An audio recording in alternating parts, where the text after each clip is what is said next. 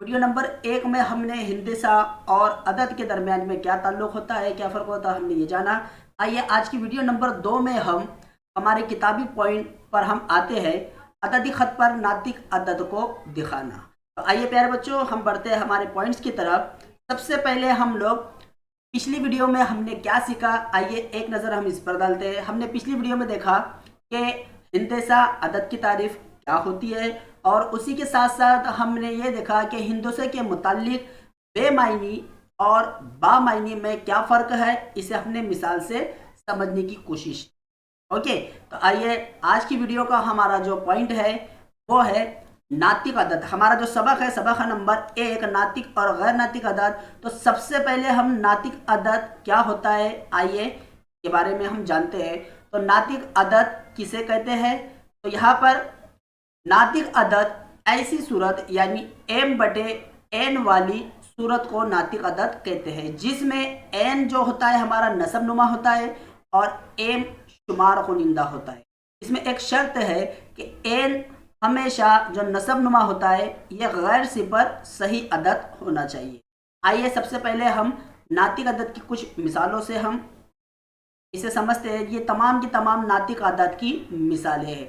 हमें आगे जो शर्त दी गई है कि नसब नुमा में गैर सिफर सही अदद होना चाहिए। तो यहाँ पर अगर हम इन तमाम मिसालों पर गौर डालें, इनके तमाम नसब नुमा जो है वो गैर सिफर सही अदद है। तो गैर सिफर सही अदद यानी आइए अब हम वो मिसाल देखते हैं जो नातिक अदद नहीं है, जैसे कि 27/0।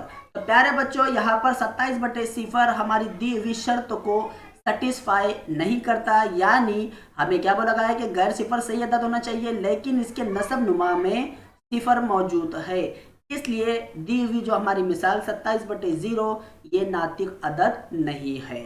तो यहाँ पर नातिक अदद क्या होता है ये आपकी समझ में आ गया होगा। आइए अब हम हमारे आज का जो पॉइंट था उसका अददी खत। अददी खत क्या होता है, सबसे पहले हम इसके बारे में जानेंगे। यहाँ पर आपने देखा यह अदद है, सॉरी यह खत है हमारा, इस पर हम कुछ अदद जाहिर करते हैं, जैसा सिफर। सिफर से जो हम सीधे जानिब जाएंगे हमारे मस्बत वाले अदद होते हैं, और इसके दाएं जानिब हमारे मनफी वाले अदद होते हैं। तो सिफर से जितने भी इधर की सिमत में तमाम अदद होते हैं वो तमाम सिफर से बड़े होते हैं, और सिफर से अगर हम बाएं जानिब देखें ये तमाम के तमाम अदद हमारे सिफर से छोटे होते हैं। तो इधर मस्बत वाले अदद है और इधर मनफी वाले अदद है। तो सिफर जो है हमारा, ये सिफर क्या इसकी भी कोई अलामत होती है? तो प्यारे बच्चों, सिफर की कोई अलामत नहीं होती, सिफर की कोई अलामत नहीं होती। आइए अब इसी के साथ साथ जो अददी खत है, अददी खत में जो आदात का ग्रोह आपको दिखाई दे रहा है, तो अददी खत पर कौन कौन से आदात के ग्रोह है हम इसे जानते हैं। यहाँ पर देखिए पहला जो ग्रोह है हमारा, आपको अच्छी तरह से पता है, 1 से शुरू होने वाला जो हमारा ग्रोह होता है वो होता है हमारा तबई अदद का ग्रोह होता है। ओके, और इसी तरह से अगला अगर हम देखें कि तबई आदात के शुरुआत में अगर हम सिफर लगा दें तो वो आदात का ग्रोह हमारा कहलाता है मुकम्मल आदात का ग्रोह। अब आइए सिफर से हम इधर बाएं जानिब देखते हैं, यहाँ पर जो आदात का ग्रोह है हमारा वो मनफी के आदात का ग्रोह है।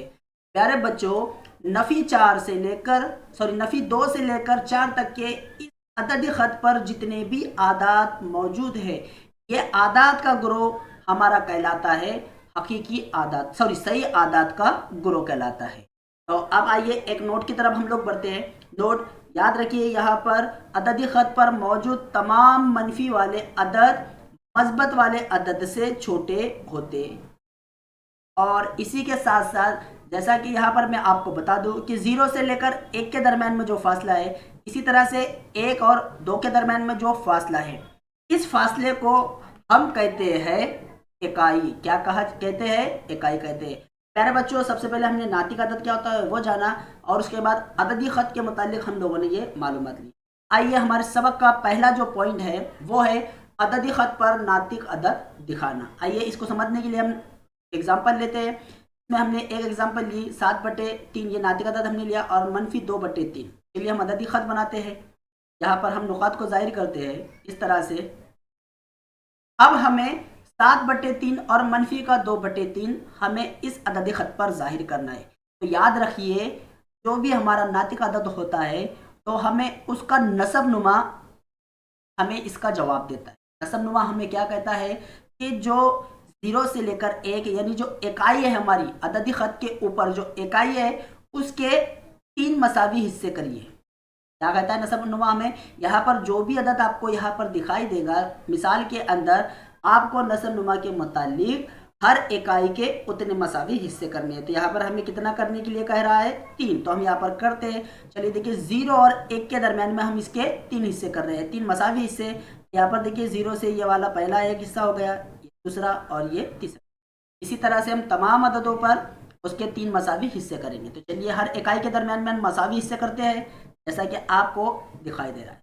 अब चलिए हम पहला अदद जो है हमारा मस्बत 7/3, हमें ये देखना है कि यह अदद जो ये नातिक अदद है, ये अददी खत पर कहाँ पर ज़ाहिर होगा। तो सबसे पहले हम 0 से स्टार्ट करते हैं। 0 के तकसीम में हम लिखेंगे 3। अब इसके बाद हम सीधे जा नहीं पाएंगे, तो ये वाला पहला पॉइंट जो रहेगा हमारा 1/3 रहेगा। इसके बाद 2/3, और यहाँ पर जो 1 है वो है हमारा 3/3।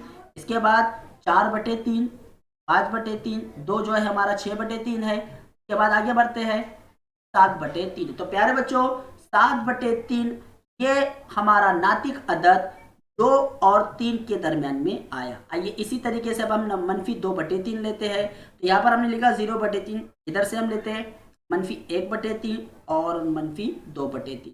तो -2/3 जो है ये अदद हमारा 0 और -1 के दरमियान में आया। मुझे उम्मीद है आपको आज का जो पॉइंट हमने सीखा, नातिक अदद, फिर हमने अददी खत जाने और उसके बाद हमने अददी खत पर नातिक अदद किस तरह से दिखाते हैं ये हमने देखा। प्यारे बच्चों यहाँ पर हमने आज इस वीडियो में क्या सीखा, चलिए एक नज़र हम उस पर डालते हैं। तो हमने सीखा अददी खत पर जो अदद होते हैं वो सही अदद होते हैं। इसी तरह हमने पॉइंट सीखा कि अददी खत पर 2 अदद के दरमियान के फासले को हम इकाई कहते हैं। और हमने और एक पॉइंट ये सीखा कि अददी खत पर जो अदद दिखाते हैं उसके नसब नुमा की मदद से हर इकाई के उतने मसावी हिस्से करते हैं। मुझे उम्मीद है आज की वीडियो आपको पसंद आएगी। अस्सलाम वालेकुम व रहमतुल्लाह।